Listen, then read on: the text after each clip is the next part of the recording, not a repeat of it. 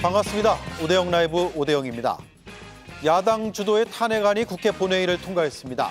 이진숙 방통위원장의 직무는 곧바로 정지됐습니다.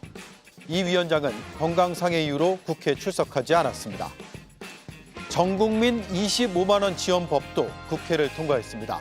대통령 거부권 행사가 예상됩니다. 먼저 이수진 앵커의 한 줄 뉴스를 전해드리고 본격적으로 시작하겠습니다. 국회 본회의에서 이진숙 방송통신위원장 탄핵소추안이 통과됐습니다. 188표 중 찬성 186표, 반대 1표, 무효 1표로 가결됐습니다.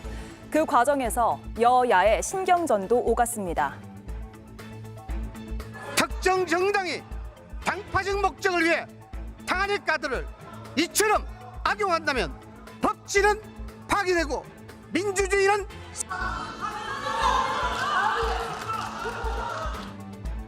전 국민에게 25만 원을 지원하는 법안도 국회 본회의를 통과했습니다. 필리버스터가 끝나고 여당이 불참한 가운데 야당 단독으로 표결했습니다. 재석 187인 중 찬성 186인, 반대 1인으로서 가결되었음을 선포합니다. 그러나 대통령실이 민생회복지원금과 관련해 거부권 행사를 시사했습니다.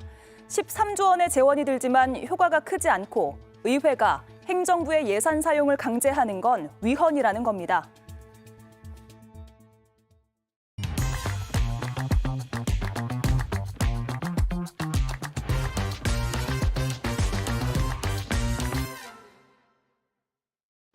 이진숙 방통위원장에 대한 탄핵안이 결국 본회의를 통과했습니다. 탄핵안 처리 직전 사퇴를 했던 전임자들과 달리 자진 사퇴하지 않았습니다. 국회 의결로 이 위원장의 직무는 자동 정지됐습니다. 이제 헌법재판소가 공을 넘겨받게 됐습니다. 결론이 나오기까지 몇 개월이 소요될 전망입니다. 직무가 정지됐지만 이진숙 개인에 대한 증인 채택은 가능하다고 야권은 주장합니다. 여당은 탄핵을 해놓고 질의하는 것 자체가 모순이라고 반박합니다.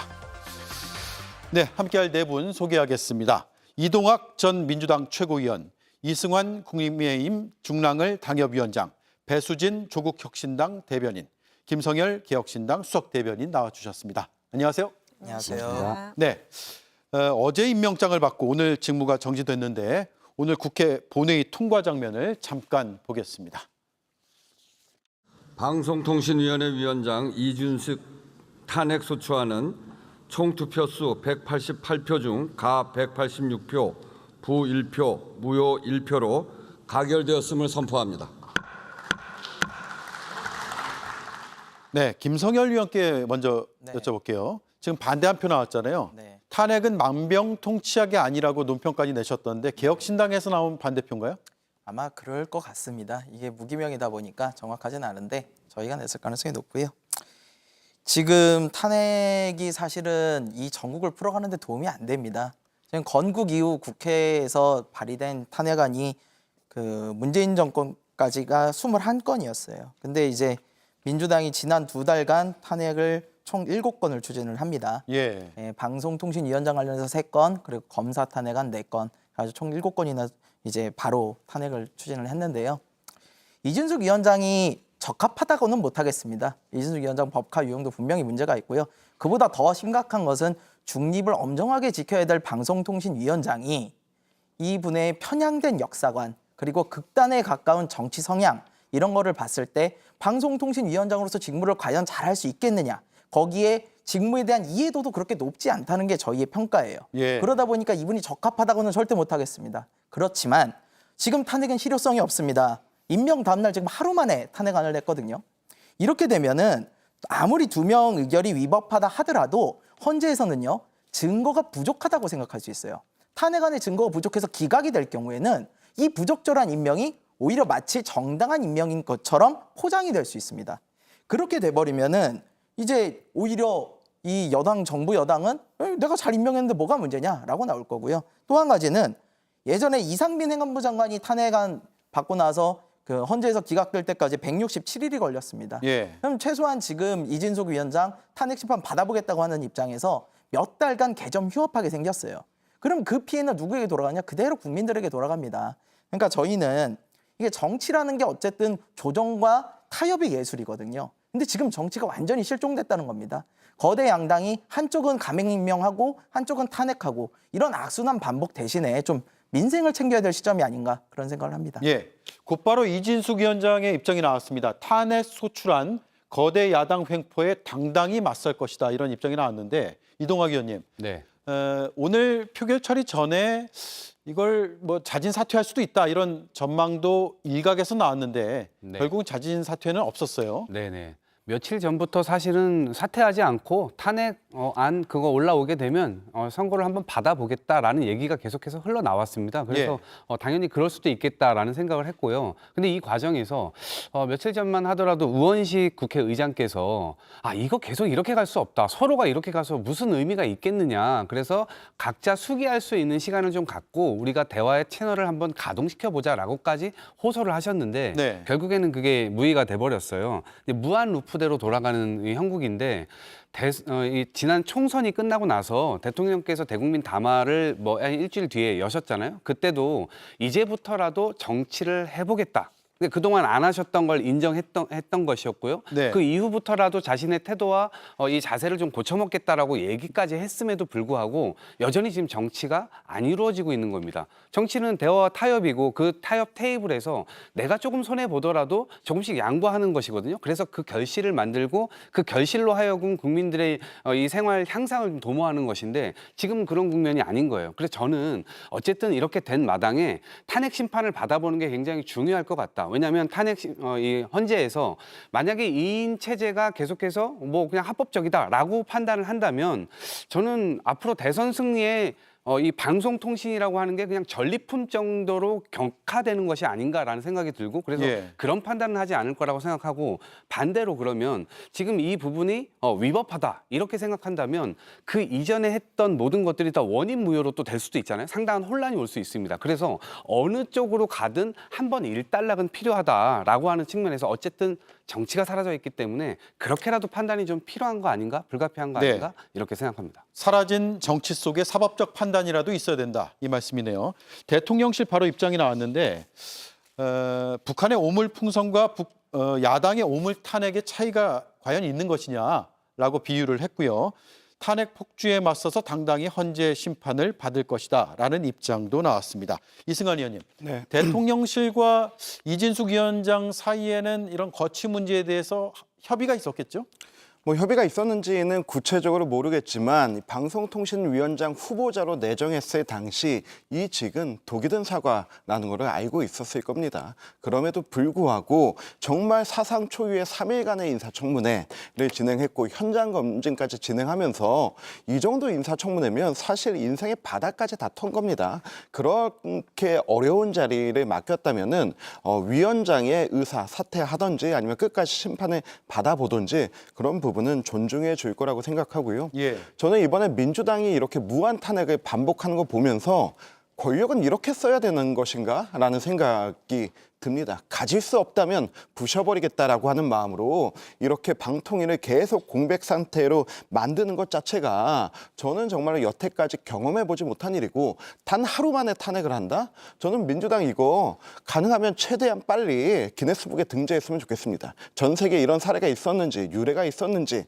과연 자신들의 권력욕 때문에 임명된 지 하루 된 사람을 이렇게 바로 탄핵한 사례가 있는지 한번 살펴봐야 될 거라고 생각하고요. 예. 그리고 또 하나 방통위 2인 체제가 위법이다라고 한 사유를 계속 들고 있는데요. 이 부분은 이미 지난 5월 달에 YTN의 그 지분 매각 과정에서 노조가 낸 그 소송에서 판결이 났습니다. 기각됐습니다.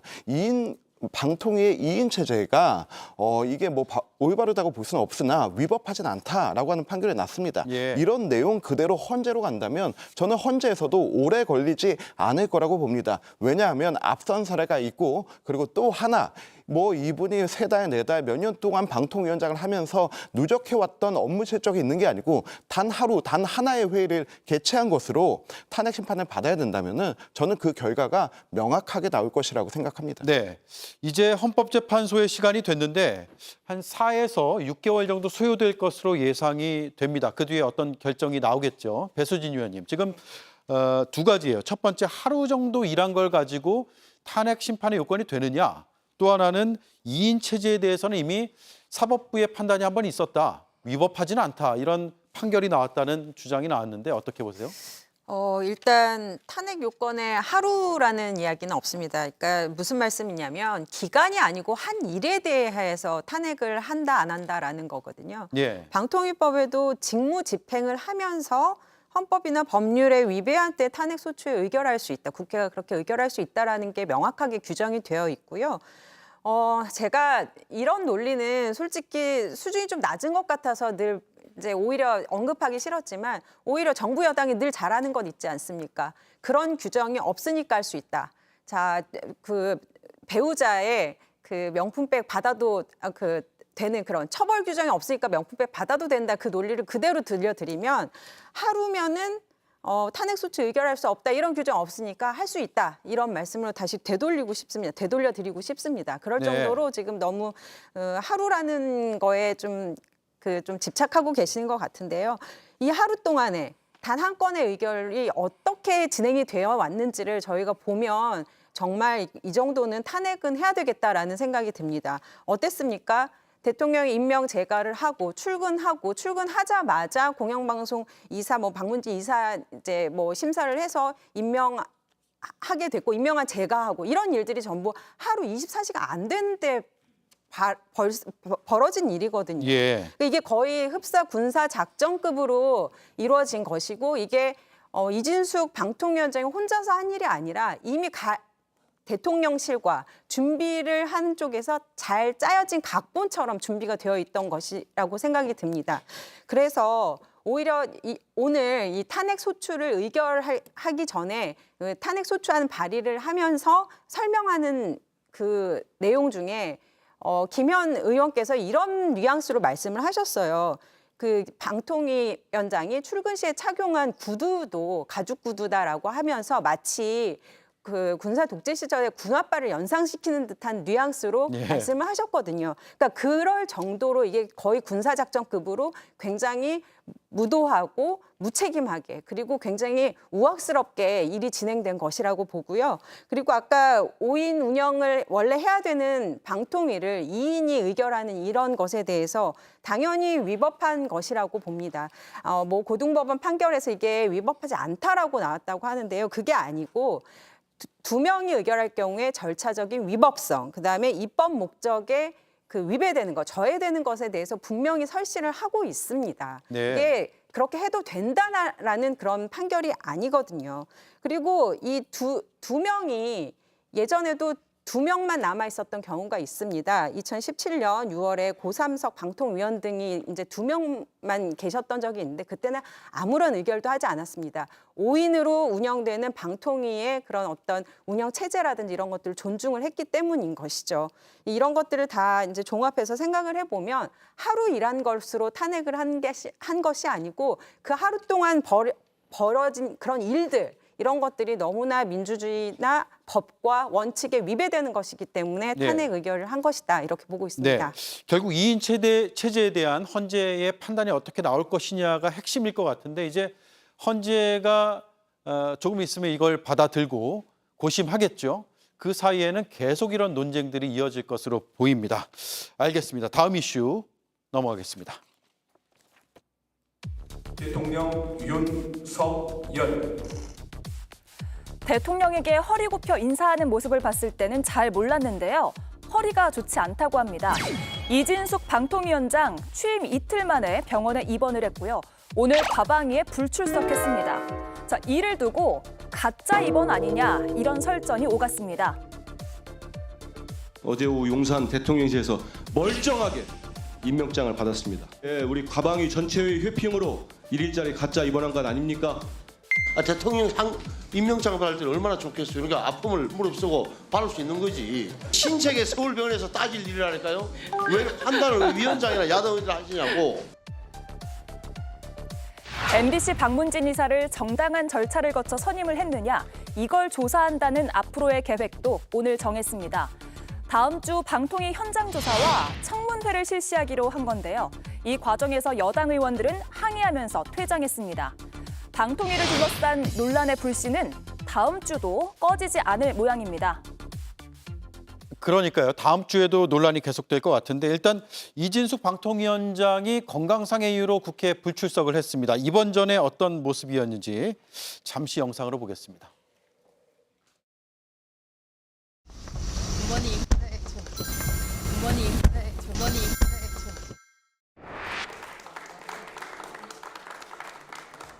임명장 이진숙 방송통신위원회 위원장의 임함 2024년 7월 31일 대통령 윤석열.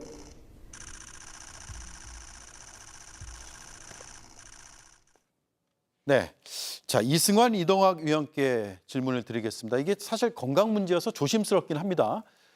그런데 오늘 상임위에서 이건 사실상 꾀병을 부린 것이다. 아니다. 건강의 문제다. 개인적인 문제다라고 이렇게 맞붙었어요. 어떻게 보셨어요? 뭐 민주당이 관심법으로 아픈지 안 아픈지 뭐 보는 것도 아니고요. 정말로 꼭 불러야 되는 상황이 있다면 예. 그리고 꼭 나올 수밖에 없는 상황이 있다면 그걸 설명하면 되는 거고 정말로 이거 아픈지 안 아픈지 사유가 되는지 안 되는지는 병원의 진단서가 말해주면 되는 겁니다. 그런데 정말로 재밌는 상황이 본인들이 부적합하다고 탄핵해놓고 그리고 다시 나와라 라고 부르는 게 부감참시하는 것도 아니고 이게 어떤 경우인지 모르겠습니다. 예. 하루 일한 사람 그리고 이제 한 번의 회의를 진행한 사람 그리고 그것으로 인해서 탄핵당하고 직무정지 당한 사람에게 다시 나와서 무엇을 확인하겠다는 것인지 그리고 민주당이 지금 방통위 가가지고 현장에서 다시 한번 확인해 보겠다고 합니다. 무엇을 확인하겠다는 거죠? 도대체 방통위에 뭐가 있길래? 저는 민주당한테 당부드리고 싶은 것이 있습니다. 이번에 민주당의 방통위원들 방통위 가게 되면요. 지난번에 김현 의원이 갑질해서 눈물 흘린 여직원 앞에서 공개 사과하고 오십시오. 그게 민주당이 방통위로 찾아가는 가장 큰 이유가 될 것입니다. 예.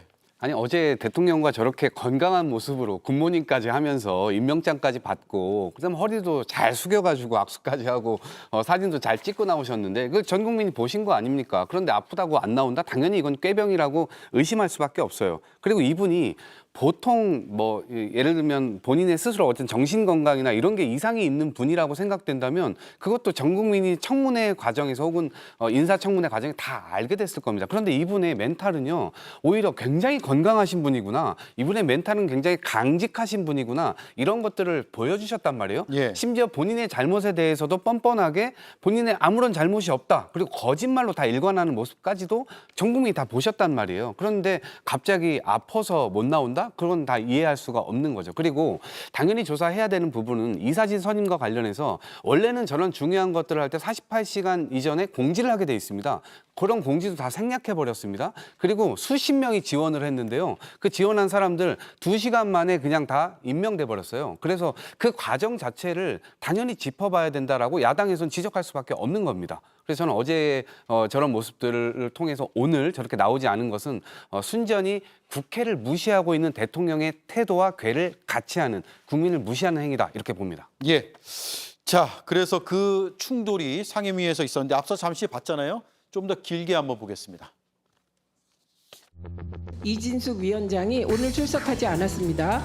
불출석 사유가 건강 이상으로 입원입니다. 어제 이진숙 위원장은 용산에 가서 대통령과 면담하고 그 면담 과정이 방송을 통해서 중계된 바 있습니다. 그것을 고려할 때 저희는 이 불출석 사유서를 승인할 수가 없었습니다. 이게 우리 과방위 전체의 회피용으로 1일짜리 가짜 입원한 것 아닙니까?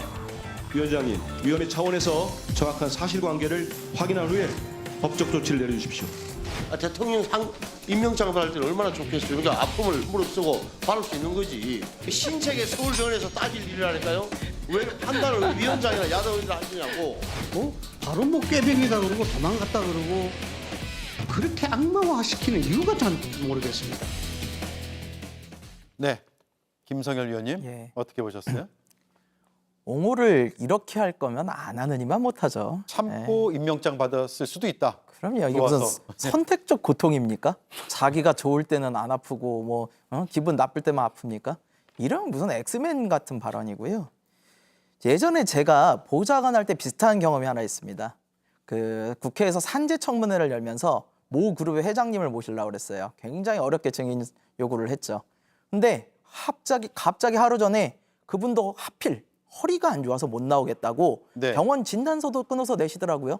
근데 저희가 조사를 해보니 그 하루 전에 굉장히 무거운 철강을 들고 웃으시며 찍은 사진이 발각이 됐어요. 예. 그래서 저희가 아니 당신의 허리는 하루 만에 이렇게 아플 수가 있냐.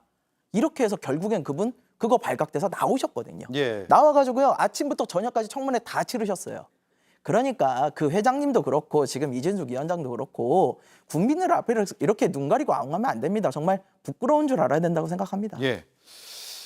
배수진 의원님, 여당에서 이런 주장도 해요. 청문회를 3일 동안 길게 하고 오래 해서 허리 통증이 청문회 때문이다.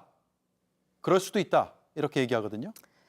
예, 뭐 아프실 수도 있겠습니다. 그렇지만 이 모든 과정을 국민들이 지켜보셨다고 하면 저것이 얼마나 무리한 주장인지, 그리고 주장하시는 분도 좀 약간 우스운 주장으로 비춰질 수 있는 그런 면이 분명히 있는 것 같고요. 예. 그렇게 따지다 보면 그 청문회장에 뭐 이진숙 위원장 혼자 앉아 있었습니까?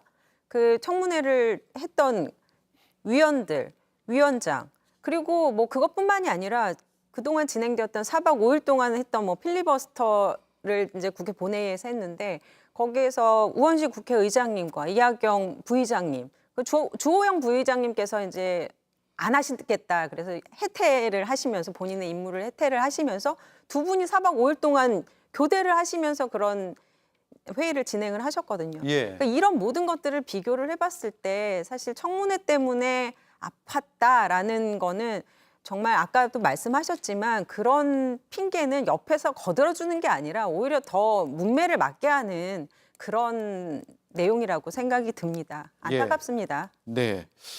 자, 민주당이 다음 주에 방통위 현장 조사하고 청문회를 하겠다고 지금 얘기를 하고 있거든요. 국정조사 예고도 하고 있는데 중요한 건 오늘 탄핵안을 처리를 했고 직무정지 상태란 말이에요. 그래서 과연 이게 실효성이 있느냐 이런 의문이 들거든요. 이동학 의원 말씀 듣고 바로 국민의힘의 반박도 들어보겠습니다.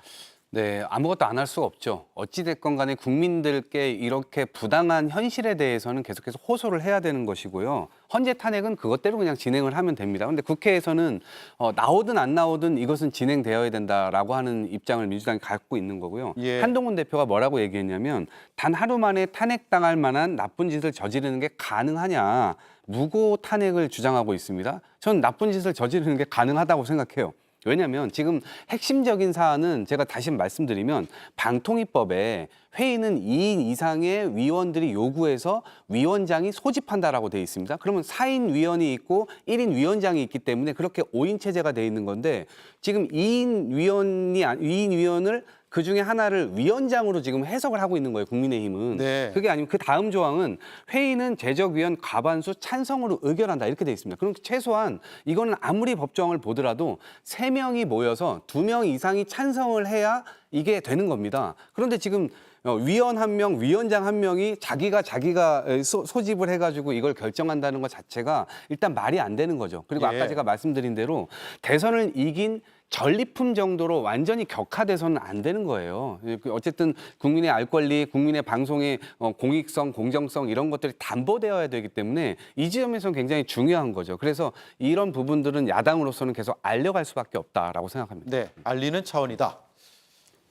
학교 퇴학시켜놓고 다음 날에 왜 출석 안 했냐고 하면은 이거 누구 잘못입니까? 출석 안 한 학생 잘못입니까? 퇴학시킨 학교 잘못입니까? 정말로 그냥 망신 주기를 이어가기 위한 출석 요구 자체는 저는 도저히 받아들일 수 없다고 보고요. 민주당이 이렇게 불출석에 대해서 민감하게 반응한다면 올 초에, 올 봄에 정말로 사법부가 재판부가 불러서 재판받으라고 나오고 강제 구인까지 검토했음에도 불구하고 불출석하겠다고 버틴 이재명 대표에게 먼저 물어보십시오.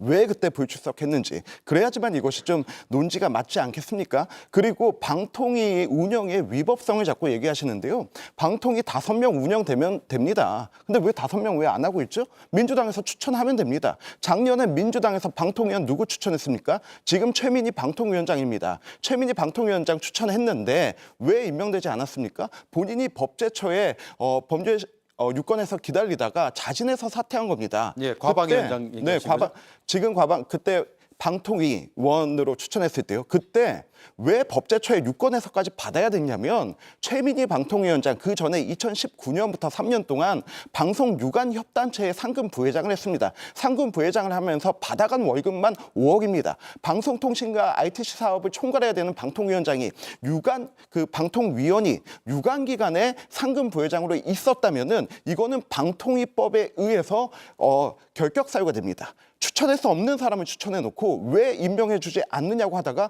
결국 본인이 자진 사퇴했습니다. 방통위 지금도 5명 바로 만들 수 있습니다. 방통위 5인의 체제는 대통령이 2명 임명하고 여당이 1명 임명하고 야당이 2명 임명하게 돼 있습니다. 야당이 2명 임명할 때 우리 여당이 같이 한 명 하면은 바로 5명 지금 바로라도 만들 수 있습니다. 그럼에도 불구하고 안 하는 이유 뭡니까? 그때 최민희 그 후보자 이후로 민주당이 추천하지 않는 이유는 이미 대통령이 임명한 2명이 있기 때문에 한 명으로서 의결권에 영향을 미치지 못하기 때문에 차라리 임명하지 않고 방통위를 2인 체제로 기형적으로 놔두는 게 더 유리하다라는 전략적 판단에 의해서 그런 것 아닙니까? 저는 그 부분은 분명히 짚고 넘어가야 되고 민주당 지금이라도 방통위원 빨리 추천하십시오. 그렇다면 방통위원장 탄핵돼 있기 때문에 2대2로 충분히 토론하고 논의하면서 될 수 있습니다.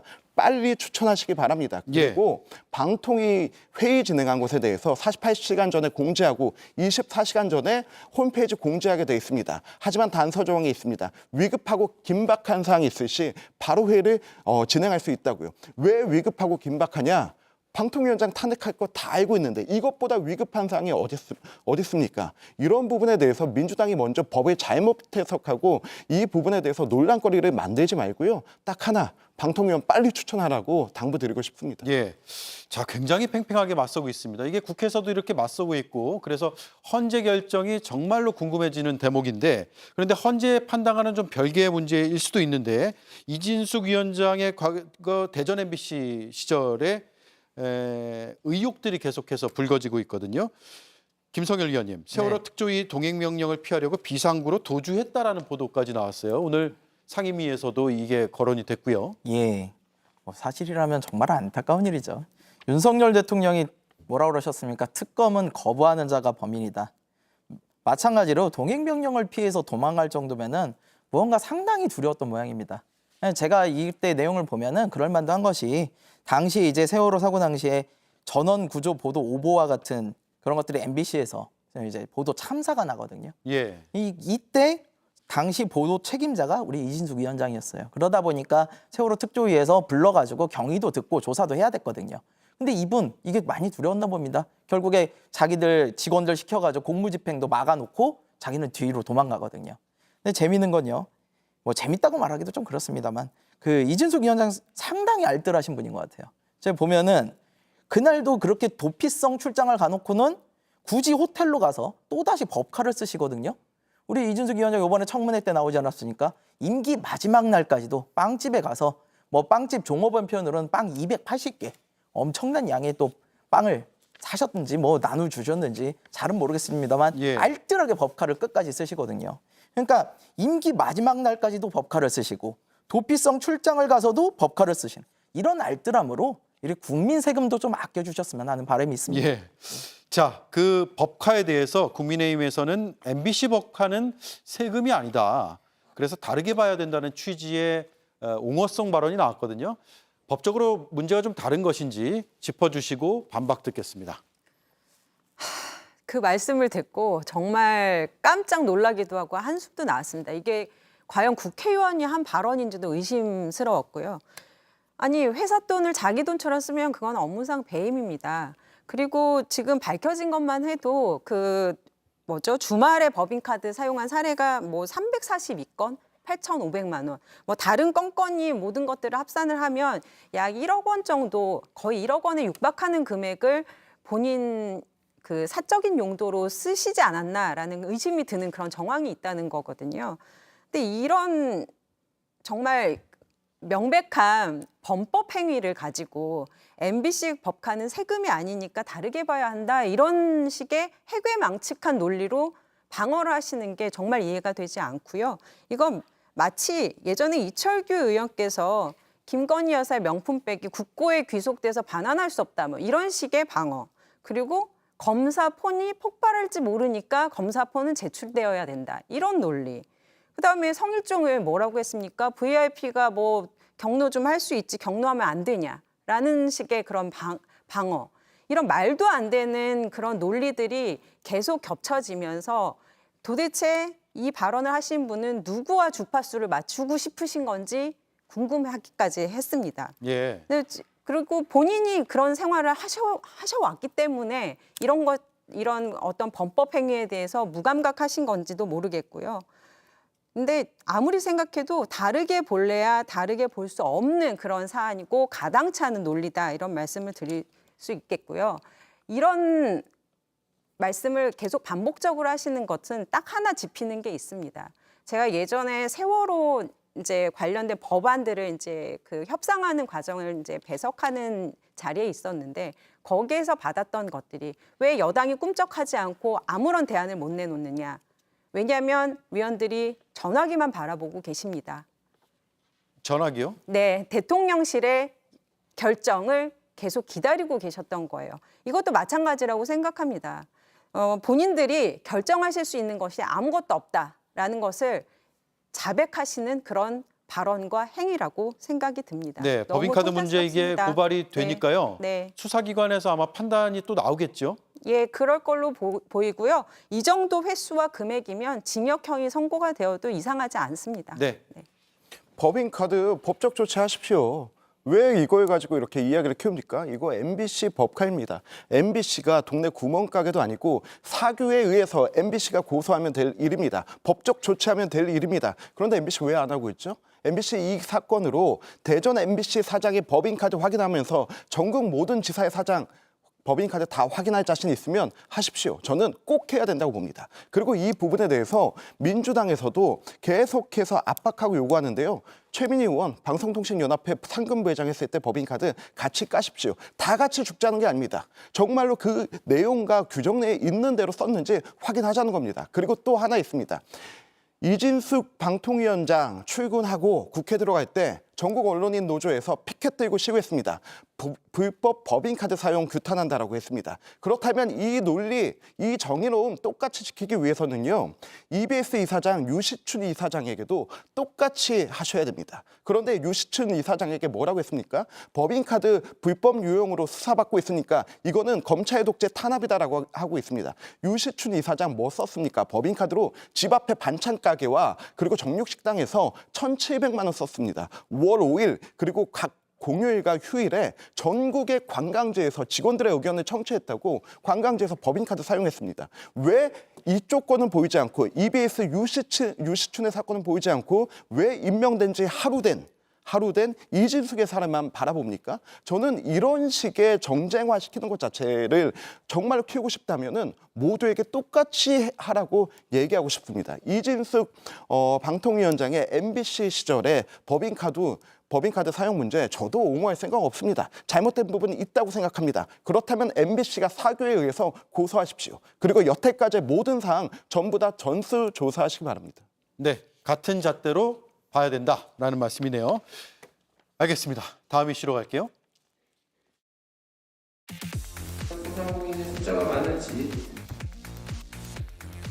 새벽 5시 무렵 목소리는 갈라지고 발은 저려옵니다. 동료 의원들도 꾸벅꾸벅 졸고요. 책을 읽는 모습도 나타나죠. 15시간 50분, 역대 최장 시간 기록을 세운 사람 바로 국민의힘 박수민 의원입니다. 의장님도 칭찬 좀 해주세요. 네, 박수민 의원 정말 수고 많이 했습니다. 말짱하네. 열심히 보여주는 거 말짱하네. 13시간 12분 김용태 의원의 직전 최장 기록을 넘었는데요. 이 필리버스터 여소야대 전국에서 여당의 유일한 무기라는 의미가 있지만요. 일각에선 체력장으로 변질됐다, 정치적으로 피로감을 부추긴다 이런 비판들이 나오고 있습니다. 네, 무제한 토론 첫 주자였습니다. 국민의힘 박수민 의원이 어제 오후부터 오늘 아침까지 본회의 단상을 계속 지켰는데 역대 최장으로 기록될 것 같습니다. 그렇게 되겠죠. 그 모습을 다시 한번 보겠습니다.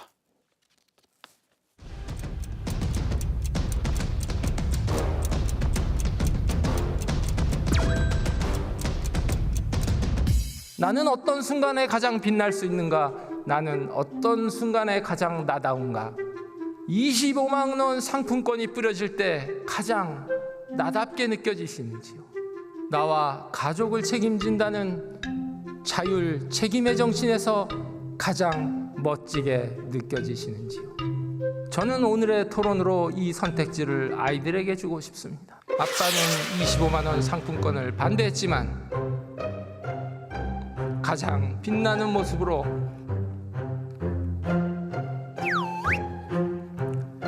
너희들의 미래를 책임진다. 죄송합니다.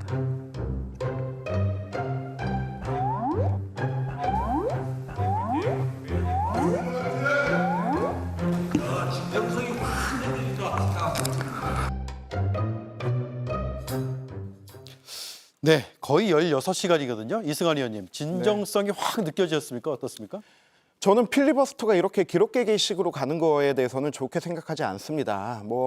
그 논질에 이를 때도 많이 있고요. 그냥 기록세교용으로 할 때도 많이 있는데, 근데 박수민 의원의 필리버스터는 그래도 조금 귀담아 들은 내용들로 진정성 있게 다가왔다고 생각합니다. 네. 박수민 의원 행시 36회 출신입니다. 그리고 기재부에서 요직들 잘 거쳐왔고요. 그리고 유럽 부흥은행 이사 지냈습니다. 이렇게만 하면은 그냥 경제 전문가고 관료 출신이다라고 얘기하는데요. 그런 다음에 본인이 직접 창업해서 저 자산을 이룬 거거든요. 그러면서 5아이를 키우는 아버지입니다. 누구보다 우리나라 경제 정책을 잘 알고 있고 어떻게 부를 창출해야 되는지를 알고 있고 미래 세대 5아이들을 위해서 그 부를 어떻게 남겨줘야 되는지를 가장 잘 알고 있는 사람입니다. 그렇기 때문에 이렇게 진정성 있는 메시지가 전달되었다고 생각하고요. 예. 저는 근데 이 필리버스터에서 누가 몇 시간 했다라는 기록을 말하기 전에 이 필리버스터를 왜 할 수밖에 없었냐라고 하는 부분을 좀 따져야 된다고 생각합니다.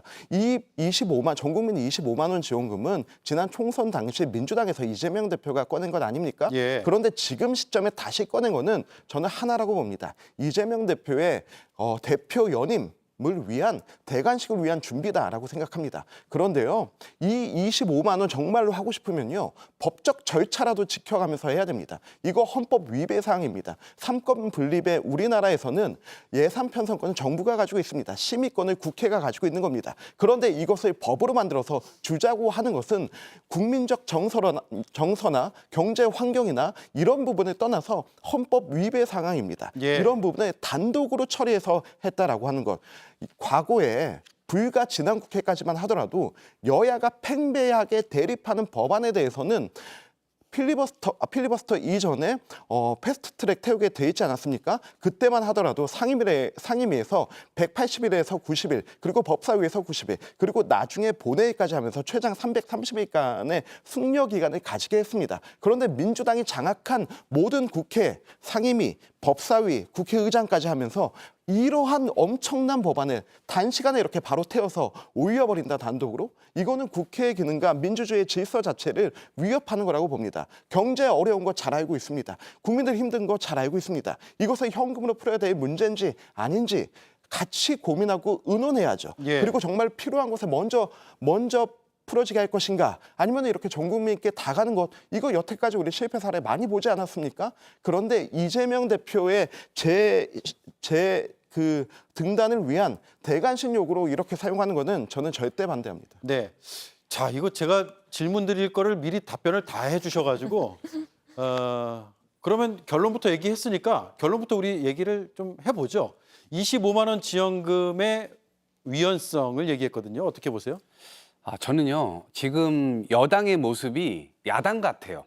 그러니까 본인들이 제안을 하고 그것에 대해서 반대를 하는 야당의 모습은 자연스러운데 당연히 그렇죠. 그런데 아무런 대안을 내지도 않아요. 지금 상황이 그런 상황입니다. 예. 저는 톤앤 매너는 지금 의원께서 굉장히 잘 하셨다고 생각해요. 16시간 가까이 하시면서. 그런데 저분이 경제학 원론도 읽고 심지어 초등학교 교과서까지 읽으면서 이 대본을 준비했었다고 얘기를 했거든요. 그런데 왜 대안을 안 내는지 이 국민들을 지금 계속해서 방치시키는 거 아닌가라는 생각이 들고 세금 깎아주는 건 포퓰리즘 아닙니까?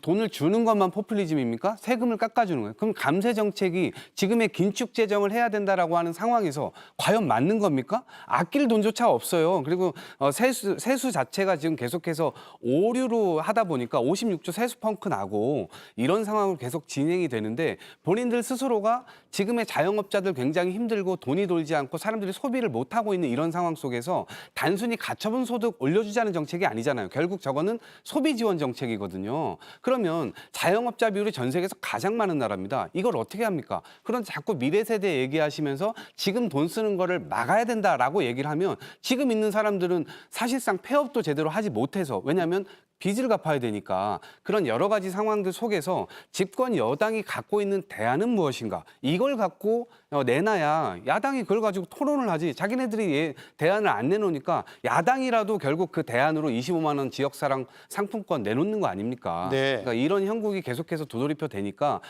본인들이 집권해 있다는 사실을 망각하지 마시고 책임을 다해 주셨으면 좋겠습니다. 네. 조국 혁신당의 입장은 뭐예요? 예, 저희도 오늘 이제 가서 다 찬성 의견을 내신 걸로 알고 있고요. 예. 이 민생회복지원금의 목적 자체가 국민의 생계 안정과 소비 촉진입니다. 그리고 계속 현금 살포라고 하시는데 현금으로 지급하는 거 아니고요. 지역사랑 상품권으로 지급하고 유효 기간도 있습니다. 그러니까 4개월 이내까지만 사용하도록 되어 있네요. 예, 그렇죠. 그러니까 철저히 소비 진작을 위해서 상품권을 사용하도록 하자라는 그런 취지이고요.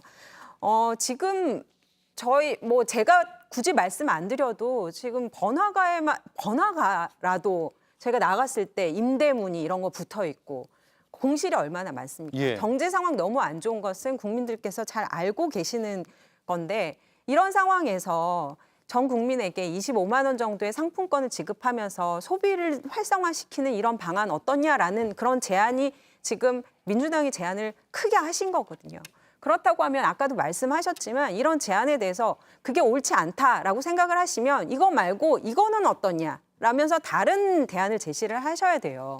그러니까 박수민 의원께서 16시간 굉장히 의미 있는 내용으로 말씀도 해주시고 진정성 있게 긴 시간 하신 거는 네. 정말 좋은 일이라고 생각은 드는데 그 내용 중에서도 방법이 잘못됐다, 이건 안 됩니다라는 이야기만 있으셨고 구체적으로 이건 말고 그러면 어떻게 해야 된다라는 말씀 없으셨어요. 그러니까 박수민 의원 이후에 김상욱 의원인가요? 또 한 분 더 필리버스터를 하신 걸로 알고 있는데 그분 네. 역시도 안 된다라고만 말씀하셨지 대안은 제시는 하지 않으셨거든요. 예. 그러니까 뭐라도 하면서 반대를 하셔야지 이거는 좀 말이 안 된다고 생각이 들고요. 전세 사기 특별법이 또 생각났습니다. 전세 사기 특별법도 거부하고 그럴 때 또 뭐라고 하셨습니까? 그건 안 된다. 안 되니까 거부한다. 안 되니까 차라리 이런 방법이 어떠냐라는 거 전혀 대안이 없습니다. 아까도 말씀드렸지만 왜 대안이 없냐면요. 국회의원들께서 하실 수가 없기 때문입니다. 용산의 입만 바라보고 있기 때문입니다. 안타깝습니다. 예. 자, 반면에 개혁신당은 반대 입장을 밝혀왔고요. 오늘 반대 한 표가 아마 이준석 의원의 표인 걸로 보도가 나가고 있는데 반대하는 결정적인 이유가 뭘까요? 비효율적 정책이기 때문이에요. 케인즈 승수효과 이론에 따르면 정부가 직접 지출하는 정부 지출과 이렇게 국민에게 현금성 자산을 나누어줘서 지출하는 이전 지출을 비교하면요. 이전 지출은 정부 지출을 쫓아갈 수가 없습니다. 그 효용성에서. 데드웨이트 로스라고 사중 손실이 발생할 수밖에 없기 때문이에요. 예. 쉽게 말씀드릴게요.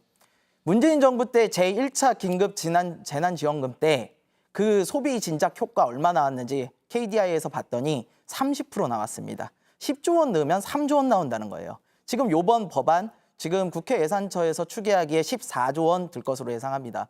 그러면은 4조 원 정도 나오는 거예요. 그러니까 13조 원, 14조 원 들어서 4조 원 나올 정책이면 안 해야 된다고 생각하죠. 그럼 어떻게 해야 되느냐? 비슷한 시기에 서울시에서는요. 중위소득 100% 이하의 저소득층에게 이렇게 재난지원금을 지급을 합니다.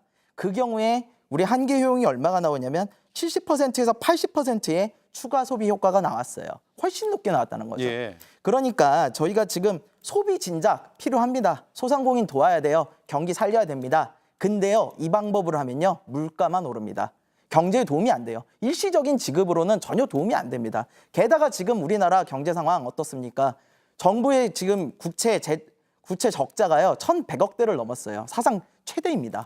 그리고 세수 결손 지난해 56조, 올해 약 10조 원 날 예정이에요. 곳간에 돈이 없어요. 근데 돈이 없는 상황에서 이렇게 보편적인 복지를 한다?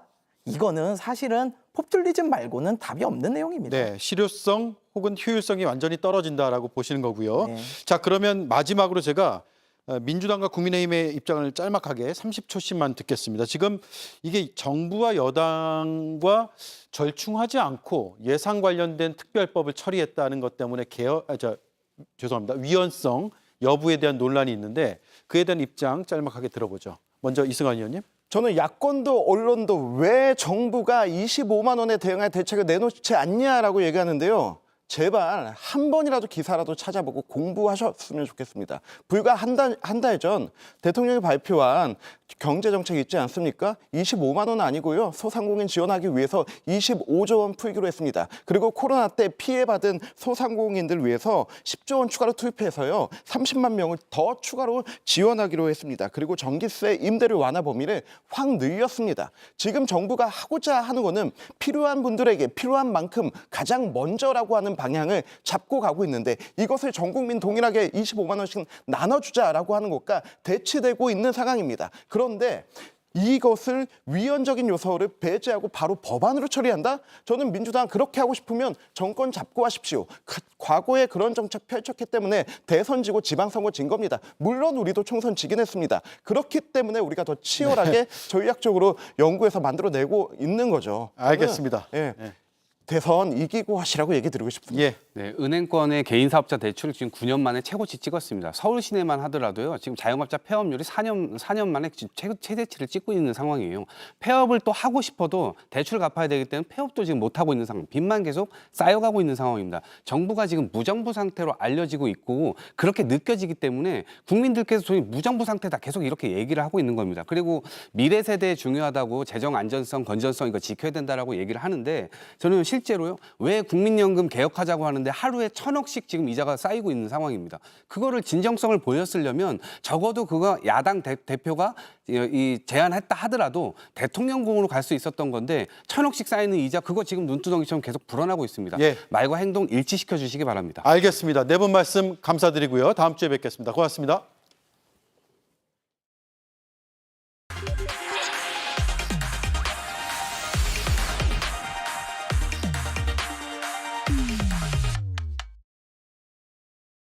그 발언은 실수가 아니었습니다. 정확하게 의도된 시나리오대로 이루어진 거예요. 실수가 아니고 정확히 내가 이야기하고 있어요? 한국과 일본 동맹대전 내가 이야기하고 있다고요? 부러워야 할 거는 국민의힘이에요. 아직도 부러움을 못 느끼고 있어요. 보수 정당이. 네, 오대영 라이브의 간판 코너 단도직입을 시작하겠습니다. 오늘은 더불어민주당 최고위원 선거에 출마한 김병주 의원을 만나보겠습니다. 어서 오십시오. 네, 안녕하세요. 예. 김병주입니다. 네, 안녕하세요. 네. 어제 국방위가 처음으로 열렸는데 고성이 많이 오가서 저 장면이 많이 부각이 됐거든요. 네, 국민의힘 대변인이 논평을 정정을 했고 사과도 했습니다. 그러면 이 문제는 어느 정도 이제 정리를 하고 가야 되는 문제 아닐까요? 네, 일단락 저는 됐다고 봅니다. 예. 국민의힘에서 사과도 했고 정정을 했기 때문에요. 그런데도 불구하고 어제 국방위를 계속 그 트집을 잡아서 열지 않아서 겨우 저희 민주당에서 국방위 개최 요구서를 제출해서 어제 열었던 것이고요. 예. 그래서 열었는데도 가서 보니까 반쪽짜리밖에 안 되는 겁니다. 국방위원장이 정부 국방부 장관이나 국방부 출석 요구서를 보내지 않으니까 국방위가 열었다고는 하지만 사실은 반쪽밖에 안 돼서 제가 그 문제 제기를 했던 거거든요. 예. 그래서 이것은 2달 동안 국방위가 이렇게 국방 현안이 많은데 못 열은 것은 국회법을 위반한 겁니다. 원래 국회법 49조에 의하면은 월 2회 이상 국방위를 열게 돼 있어요, 상임위를. 네. 그러면은 국방위원장이나 여야 간사에게 책임이 있잖아요. 그래서 같이 동반 사퇴를 하는 게 좋겠다라고 저희가 제의했는데 적반하장격으로 임종덕 의원이 아까 보듯이 예. 다시 한 달 전에 얘기했던 정신 나간 국민의힘 그런 저의 발언 있잖아요. 한일 동맹을 지적했던 그것 때문에 못 열었다고 어거지를 쓰는 그 장면이었습니다. 예. 네. 지금 국민의힘에서는 어쨌든 그 정신 나간 발언에 대해서는 사과를 받지 못했다고 계속 이야기를 하는 것 같은데 좀 정리를 할 필요가 없을까요? 이미 국민의힘에서 사과를 한 것이고요. 제가 사과할 이유는 없죠. 왜냐하면 한일 동맹 자체는 아주 큰 건데 잘못 표현을 했잖아요. 예. 그리고 정신 나간이라는 표현 자체는 막말이 아닙니다. 네, 사실은 지난번에도 인터뷰에서 관용구이고요. 말씀하셨죠. 그리고 노래도 있잖아요. 정신이 나갔었나 봐. 네. 그런데 그걸 자꾸 트집을 잡아서 국방위조차도 안 열려고 그걸 건수를 잡는 겁니다. 저희가 지난번에 파행이 되고 난 이후에도 국방위를 개최하자라고 계속 요구를 했는데 그때 국방위원장은 이미 임명이 됐잖아요. 예. 국방위원장 얘기는 7월 23일까지 좀 기다려달라. 국민의힘 전당대회를 하는데 본인이 사무총장을 맡고 있으니 도저히 시간이 없다. 그래서 기다려줬거든요. 그래서 7월 30일 전당대회 이후에 다시 요구를 한 겁니다. 예. 열자고. 그랬더니 그때 또 트집을 잡았습니다. 저를 보고 사과를 해야 열어주겠다고. 그래서 나 절대 사과 못한다고 했더니 그럼 사과 못하는 건 이해한다. 그럼 당신이 야당 간사인데 간사직을 내려놔라. 예. 그러면 열겠다는 거예요. 간사직을 왜 내려놓습니까? 그건 우리 당에서 임명을 한 것인데 국방위원장이 우리 민주당의 그 원내대표도 아니잖아요. 예. 그래서 못한다고 했더니 우리 요구서에 의해서 열은 겁니다. 그래서 알겠습니다. 저희는 끊임없이 안보 현안이 중요하고 국민적인 의혹이 많고 풀어야 될 게 너무 많기 때문에 빨리 열자라고 끊임없이 요구했는데도 어저께도 파행을 이끈 것은 국민의힘이죠. 예. 네네. 안보 전문가시니까 지금 북한의 물난리가 굉장히 심각한 걸로 알려져 있고 특히 신의주의 홍수가 심각한 상태라고 하는데 어느 정도로 파악하고 계세요?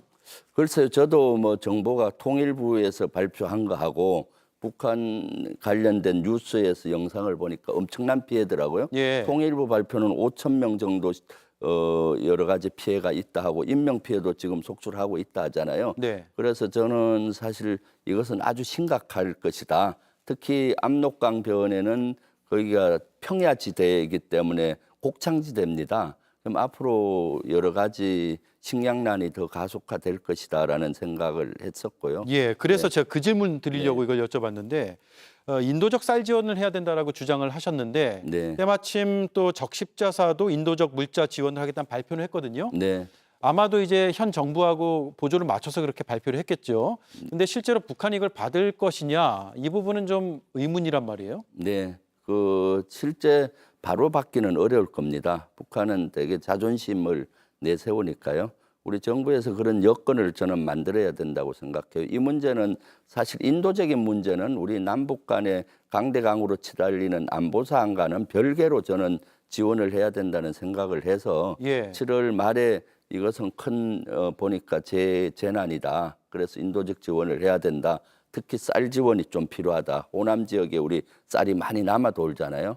그래서 그런 쌀을 지원하도록 정부가 좀 제공을 했으면 좋겠다라고 제가 먼저 제시를 했었고요. 그랬더니 예. 다행스럽게도 적집자사에서 그 다음날 그런 제안을 하더라고요. 그래서 저는 이건 아주 환영할 일이다.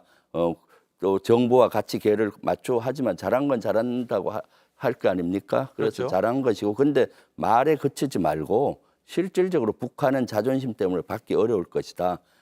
그래서 진정성 어리게 이걸 좀 제시를 해야 된다라는 생각을 하고 있죠. 예. 네. DJ 햇볕 정책 계승 지금 말씀하고 계시고 이번 주에 이제 호남 경선이 네. 있어서 더 강조하시는 걸로 저희는 알고 있는데 여당에서는 햇볕 정책의 문제점도 그동안 부각을 해왔거든요. 예를 네. 들면 안보 의식이나 안보 자체가 무너졌다라는 주장도 하고 있고요. 네, 그것은 한쪽만 바라보는 것 같아요. 안보는 두 개 축으로 이루어집니다. 하나는 우리의 군사력을 높이는 면이 있고 하나는 적의 위협을 낮추어야 됩니다. 예. 그럼 이 안에 평화의 공간이 생기는 거거든요. 보수 진보 정부 할 것 없이 우리의 군사력을 높이는 거는 정도의 차이가 있다 뿐이지 계속해 왔습니다. 그렇지만은 적의 위협을 낮추는 노력은 진보 정부에서는 끊임없이 해왔는데 지금 보수 정부에서는 잘 하지 않습니다. 그러니까 문재인 김대중 정부 때는 햇볕 정책을 통해서 적의 위협을 낮추는 노력을 했던 거고요. 또 노무현 문재인 정부에서도 적의 위협을 낮추는 노력을 끊임없이 한 거거든요. 이 적의 위협을 낮추는 노력을 북한 퍼주기다 또는 뭐 우리를 무장 해제시켰다 이렇게 비난하는 것은 잘못된 겁니다. 우리의 군사력을 높이는 것은 사실 김대중, 노무현, 문재인 정부도 훨씬 더 높였어요. 그것의 바로메타는 국방비의 증가율입니다. 예를 들면 국방비의 증가율은 노무현 정부 때는 7에서 8% 올렸고 문재인 정부 때는 6에서 7% 올렸는데 이명박 박근혜 때는 3에서 5. 지금 윤석열 정부에서는 4%대밖에 안 됩니다. 그러니까 보수 정부는 맨날 말로만 안 보지 실질적인 군사력 증강은 진보 정부보다도 못하면서 적의 위협을 같이 높이고 있잖아요. 그러니까 평화의 공간이 없어지니까 그 피해는 고스란히 한반도 긴장이 올라가니까 피해는 고스란히 우리 경제와 우리 국민의 몫이 되는 것이죠. 예. 네. 최근에 이제 군 기밀 유출 사고가 있었잖아요. 네. 굉장히 심각한 사건으로 인식이 되는데 이것도 결국은 뭐 휴민트 약화라든가 그동안의 안보 의식이 좀 많이 무뎌져서 그런 것이 아니냐라는 의문도 일각에서 하고 있거든요. 네, 그것은 사실은 근본 잘못은 윤석열 정부 초기 정책에서 잘못이 기인했다고 봅니다. 초기에 어떻게 했는가 하면은 방첩사 같은 경우 우리 군에서 보안을 전체 담당을 합니다. 감시도 하고요. 그때 장군이 거기 6명 정도 있는데 1명만 남기고 문재인 정부 때 장군이 됐다는 이유로 다 야전으로 보낸 겁니다. 그분들은 30년 이상 그 분야의 전문가들인데 그렇게 했었고요. 국정원은 어땠습니까? 1급 고위직을 또 다 내보내는 그런 형태를 보였고요. 안보실도 1명을 남기고 다 교체를 한 겁니다. 옛날에 진보에서 보수 정부로 오든 보수에서 진보 정부로 오든 공무원이라든가 기존에 있는 공무원들은 3분의 1을 남겨서 연속성을 유지했어요. 안보실에 매뉴얼만 해도 3,000개 이상이 됩니다. 그건 다 내보내니까 우리가 정보에 있어서 선진국이었는데 그동안 갑자기 신생 독립국처럼 돼버린 겁니다. 그러다 보니까 여기저기에서 공백이 생기죠. 정보사에서 정보 요원들의 불액 요원들이 유출되지 않나. 국정원에서도 지금 정보 요원들이 되고요. 안보실에서는 어떻습니까? 도감청으로 우리의 기밀이 줄줄 새 나가고 있는 그런 것들이 보이잖아요. 그래서 초기에 윤석열 정부에서 안보의 공백을 초래했다. 이렇게 저는 생각을 합니다. 네. 임성근 전 사단장이 명예 전역 신청을 했다고 알려졌잖아요. 네. 일반적인 시각에서는 명예롭지 않은데 명예 전역을 어떻게 신청할 수 있을까라고 생각할 수도 있을 것 같아요. 물론 이게 제도가 있기 때문에 그렇게 했겠죠. 이 신청 자체가 문제였다고 보세요? 저는 신청 자체도 문제라고 봅니다. 임성근 사단장은 지금 최혜병 사건의 핵심 피의자이면서 핵심자잖아요. 사실 억울한 죽음에 이르는데 관여했다는 정황 증거가 차고 넘치지 않습니까? 그래서 국민들의 공분이 많은 상태에서 명예전역은 말이 안 되는 거죠. 그래서 사실 명예전역을 지원해도 규정상 아마 어려울 걸로 보입니다. 수사 중이기 때문에. 명예전역을 하려면은 수사 중이거나 기소가 됐다거나 유죄가 받으면은 명예전역이 안 됩니다. 그렇지만은 임성근 사단장은 아마 경북 경찰청에서 무혐의가 나오니까 이때다 싶어서 했을 수 있는데 공수처에서도 지금 수사가 이루어지고 있고 최혜병 유가족도 지금 문제를 제기했지 않습니까? 그래서 저는 임성근 사단장 혼자만의 판단이 아니라 그 뒤에서 누군가가 조종하는 것이 아닌가 하는 생각을 해서 명예전역을 만약에 위원회가 열리고 하면은 이것은 규정상 안 되는데 시킬까 봐 좀 걱정이 돼요. 때에 따라서 지금 윤석열 정부가 공정을 깨고 있잖아요. 네. 그렇군요. 1분도 이제 채 남지 않아 가지고요. 마지막 질문을 드릴까 합니다. 주말에 이제 호남 경선 일정이 연달아 있는데 유권자들에게 한 말씀 하신다면요? 네, 지금 윤석열 정부 들어와서 모든 면에서 후퇴하고 있습니다. 민주주의, 민생, 특히 한반도 평화. 한반도 평화를 지켜내야 됩니다. 윤석열 정부의 독주를 막아내고 새로운 민주정부, 저는 이재명 정부를 만들어야 된다고 생각하고 그 중앙에 선봉에 제가 서야 된다고 봅니다. 제가 최고위원이 되면은 중도층, 평화를 사랑하는 분이나 안보를 중시 여긴 중도층을 우리 민주진영으로 와서 정권을 탈환할 수 있는 선봉장이 되리라고 생각합니다. 알겠습니다. 네, 그래서 꼭 좋은 결과 있었으면 좋겠고요. 특히 호남은 저는 저의 꿈은 한반도 평화와 한반도 평화 통일입니다. 이것은 김대중 정신과도 닮아 있기 때문에 호남에서는 많은 분들이 저의 뜻을 동의해주고 지지해주리라고 기대해 봅니다. 네, 여기까지 듣죠. 말씀 고맙습니다. 네, 감사합니다. 네, 지금까지 김병주 더불어민주당 의원 그리고 최고위원 후보였습니다.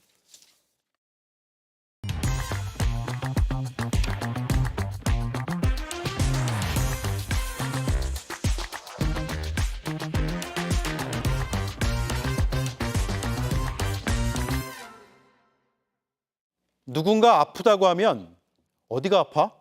약 먹었어? 푹 쉬고 빨리 나아. 이런 위로의 말이 가장 먼저 나오기 마련입니다. 그런데 입사 하루 만에 병가를 낸다고 하면 곱지 않은 시선이 생기는 것도 사람의 마음입니다. 2시간 만에 공영방송 이사진 교체를 의결하고 굿모닝을 외치고 대통령 앞에서 미소를 지은 직후에 갑자기 입원해서 국회에 나오지 않았습니다. 입사 하루 만입니다. 석연치 않다는 생각도 들지만 그래도 건강 문제라고 하니 일단 쾌유를 비는 게 맞을 것 같습니다. 그래야 빨리 돌아와서 숱한 의혹에 대해 철저히 검증을 받을 수 있으니까요. 앵커 한마디였습니다. 피컷 먹는 이 남자 잘해. 특허받은 테스토피크 포뮬러로 남성 활력을 높여주니까. 남자의 성공 테크닉 정관장 RX진 B컵. 최고의 콤부차에 필요한 건 최적의 비율로 찾은 블렌딩. 몽베스트 블렌딩 콤부차. 테이스트 베스트. 몽베스트.